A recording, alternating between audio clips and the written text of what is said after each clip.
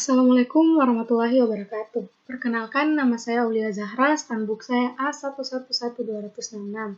Adanya saya di sini untuk menyelesaikan tugas yang diberikan oleh Pak Syamsuriwal, SPD MPD pada mata kuliah Kajian Lingkungan Hidup.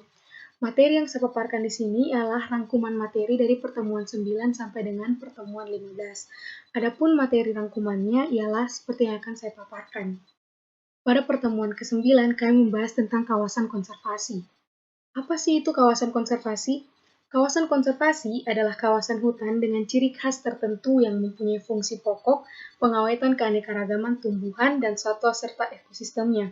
Kawasan konservasi atau kawasan yang dilindungi ditetapkan oleh pemerintah berdasarkan berbagai macam kriteria sesuai dengan kepentingannya. Adapun beberapa contoh kawasan konservasi yang ada di Indonesia diantaranya ada Taman Nasional Bromo Tengger Semeru, Taman Nasional Komodo, Taman Nasional Kepulauan Seribu, dan masih banyak lagi. Adapun kriteria dalam memilih lokasi konservasi ialah kriteria sosial, di mana di dalamnya mencakup penerimaan masyarakat, kesehatan masyarakat, rekreasi, budaya, konflik kepentingan masyarakat, dan kesesuaian serta penyelamatan, kemudahan, pendidikan, dan petunjuk. Yang kedua ialah kriteria ekonomi, yang di dalamnya mencakup kepentingan untuk spesies, kepentingan untuk perikanan, ancaman, keuntungan ekonomi, dan pariwisata. Yang ketiga ialah kriteria regional, di mana ada dua hal, yaitu pengaruh wilayah dan pengaruh subwilayah. Yang keempat adalah kriteria pragmatik, yang mencakup meliputi urgensi, ukuran, tingkat ancaman, keefektifan, peluang, ketersediaan, dan pemulihan. Dan yang terakhir adalah kriteria ekologi, di mana mencakup keanekaragaman, almiah, ketergantungan, perwakilan, keunikan, produktivitas, dan kerentanan. Apa saja sih pemanfaatan terhadap kawasan konservasi? Ialah yang pertama, pemanfaatannya selalu melindungi zona yang sensitif. Yang kedua, pemanfaatan sudah diatur di dalam zona tertentu. Dan yang terakhir, dibutuhkan berbagai informasi sebagai basis ilmiah dalam perencanaan sistem zonasi. Pada pertemuan berikutnya, yaitu pertemuan ke-10, kami membahas tentang kawasan lindung. Seperti yang kita ketahui, kawasan lindung adalah kawasan yang ditetapkan dengan fungsi utama, yaitu melindungi kelestarian lingkungan hidup yang mencakup sumber alam, sumber daya buatan, dan nilai sejarah serta budaya bangsa guna kepentingan pembangunan yang berkelanjutan. Apa sih tujuan dari pengelolaan kawasan lindung? Ada dua. Yang pertama adalah mencegah timbulnya kerusakan fungsi pada lingkungan hidup. Yang kedua, mempertahankan dan menjaga fungsi lindung hutan, serta tanah, air, iklim, tumbuhan, dan satwa. Ada 4 bagian kawasan lindung, yaitu kawasan yang memberikan perlindungan kawasan bawahannya, di mana kawasan hutan lindung, kawasan bergabut, dan kawasan resapan air menjadi bagiannya. Yang kedua, kawasan perlindungan setempat, di mana dia meliputi sepadan pantai, sepadan sungai, kawasan sekitar danau atau waduk, dan kawasan sekitar mata air. Yang ketiga adalah kawasan suaka alam dan cagar budaya, di mana meliputi kawasan suaka alam dan perairan lainnya, kawasan pantai berhutan bakau, kawasan nasional, taman hutan raya, dan taman wisata alam, kawasan cagar budaya dan ilmu pengetahuan, serta kawasan rawan bencana alam. Yang keempat ialah kawasan rawan bencana alam, di mana kawasan yang diidentifikasi sering dan berpotensi tinggi mengalami bencana alam, seperti letusan gunung, gempa bumi, serta tanah longsor. Pada pertemuan ke-11, kami membahas tentang pengelolaan sumber daya alam dan pembangunan berkelanjutan. Apa sih itu pembangunan berkelanjutan? Pembangunan berkelanjutan ialah pembangunan untuk memenuhi kebutuhan saat ini tanpa mengorbankan kebutuhan yang akan datang. Dengan menitik beratkan pada daya dukung lingkungan, pencapaian keadilan sosial, berkelanjutan, ekonomi, dan lingkungan. Pengertian dari sumber daya alam adalah segala unsur lingkungan yang bermanfaat dan dapat digunakan oleh manusia untuk memenuhi kebutuhan dan keinginannya, kebutuhan dari segala aspek. Ada 3 prinsip dalam pembangunan berkelanjutan. Yang pertama, pembangunan harus memenuhi kebutuhan masa kini tanpa mengorbankan masa yang akan datang. Yang kedua, pembangunan harus memperhatikan ekosistem yang ada. Setiap pembangunan juga harus mewujudkan kepentingan bersama, bukan untuk hanya sepihak saja. Dan yang terakhir adalah pembangunan berkelanjutan bertujuan untuk meningkatkan kualitas hidup manusia dalam segala aspek. Permasalahan lingkungan yang disebabkan oleh pembangunan. Apa saja sih permasalahan lingkungan yang disebabkan oleh pembangunan? Dan ada beberapa penjelasan di bawah ini. Yang pertama, menurunnya daya dukung dan tampang lingkungan. Yang kedua, terjadinya penyusutan lingkungan. Yang ketiga, permasalahan lingkungan buatan. Yang keempat, penerapan standar mutu lingkungan masih lemah. Yang kelima, masalah pemanfaatan dan pengurasan sumber daya alam. Dan yang terakhir adalah terjadinya bencana alam dan pencemaran lingkungan. Ada 3 contoh pembangunan yang berkelanjutan. Yang pertama, mengambil hasil hutan dengan menerapkan sistem tebang pilih. Yang kedua, membuat taman kota untuk meminimalisir pencemaran udara.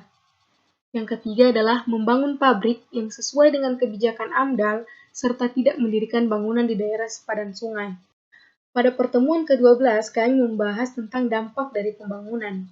Dampak atau impact adalah hasil pembangunan yang diperoleh dari outcome atau ukuran tingkat pengaruh secara makro dari sisi sosial, ekonomi, lingkungan, atau kepentingan umum lainnya yang dimulai oleh pencapaian kinerja setiap indikator dalam suatu kegiatan. Apa saja sih dampak pembangunan terhadap lingkungan? Yang pertama, dampak iklim, di mana adanya perubahan pola curah hujan, meningkatnya muka air laut, dan suhu tinggi. Yang kedua, kebakaran, dan masih banyak lagi. Pencemaran pada ekosistem, pertanian, dan kesehatan. Dan yang terakhir, bencana dan konflik sosial juga menjadi salah satu dampak dari pembangunan, seperti dampak terhadap lingkungan serta perubahan kepribadian ke individu. Pada pertemuan ke-13, kami membahas tentang potensi dan pemanfaatan sumber daya alam. Pada pertemuan ke-11 tadi, kita sudah membahas tentang apa sih itu sumber daya alam. Nah, sumber daya alam adalah segala sesuatu yang ditemukan di alam yang dapat dimanfaatkan untuk kebutuhan dan kepentingan hidup manusia, sehingga mampu memenuhi segala kebutuhannya. Adapun contoh pemanfaatan sumber daya alam. Contoh yang saya ambil di sini adalah contoh yang berada di sekitar lingkungan saya, yaitu sumber mata air, di mana air yang didapatkan adalah air yang bersih, jernih, dan suhunya dingin sehingga bisa langsung dikonsumsi. Tidak hanya itu, saking berlimpahnya air yang dihasilkan, banyak dari kami yang menggunakan air tersebut untuk mencuci pakaian dan kendaraan kami, serta menggunakannya untuk kebutuhan sehari-hari. Dan biasanya pada hari-hari libur, banyak orang yang dari luar datang untuk mengunjungi mata air tersebut. Tidak hanya itu, biasanya banyak pedagang kaki lima yang datang untuk berjualan pada hari libur.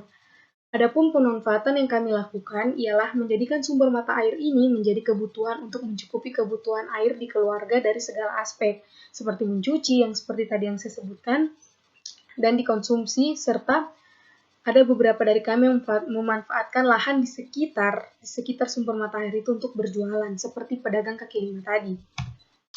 Apa saja sih dampak dari hal tersebut? Ialah banyaknya sampah yang bersebaran dikarenakan kurangnya kesadaran diri, terutama para pendatang dari luar daerah kami. Banyaknya pedagang juga menjadi salah satu alasan mengapa banyaknya sampah plastik bersebaran. Banyaknya pengunjung membuat udara yang dihirup tidak lagi sesejuk biasanya, karena banyaknya kendaraan yang menyebabkan polusi udara. Pada pertemuan 14 dan ke-15, hal yang kami bahas atau materi yang kami bahas ialah pengaruh kesehatan terhadap lingkungan. Kondisi lingkungan juga sangat berpengaruh pada kesehatan, terutama pada aspek gaya hidup, seperti miras atau minuman keras, rokok, maupun asapnya, makanan, narkoba, dan sebagainya. Bahan toksik seperti potgen, logam, dan sebagainya.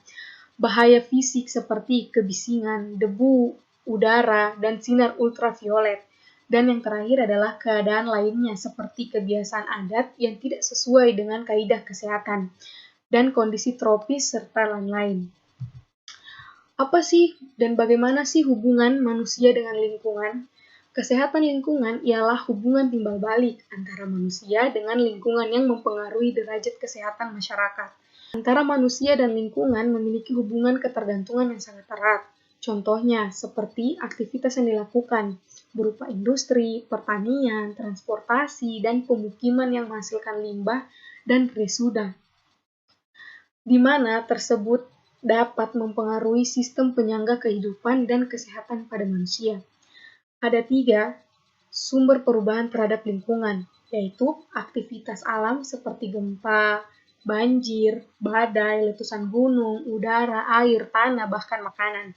Yang kedua adalah vektor atau manusia itu sendiri. Yang ketiga adalah komponen lingkungan yang bertindak sebagai perantara terjadinya penyakit di masyarakat. Apa sih peran lingkungan dalam menimbulkan penyakit? Faktor kecenderungan menyebabkan langsung penyakit sebagai perantara dalam penularannya dan sebagai faktor mempengaruhi perjalanan suatu penyakit. Ruang lingkup kesehatan pada lingkungan itu ialah penyediaan air, pengelolaan limbah, sanitasi makanan, pemukiman, dan tempat umum, pencemaran lingkungan, serta masih banyak lagi. Dan itulah hasil dari pemaparan materi rangkuman pertemuan 9 sampai dengan pertemuan 15. Saya memohon maaf sebesar-besarnya jika ada penyebutan nama yang salah ataupun gelar. Sebab saya hanya manusia biasa yang tak luput dari kesalahan. Sekian dari saya. Wassalamualaikum warahmatullahi wabarakatuh.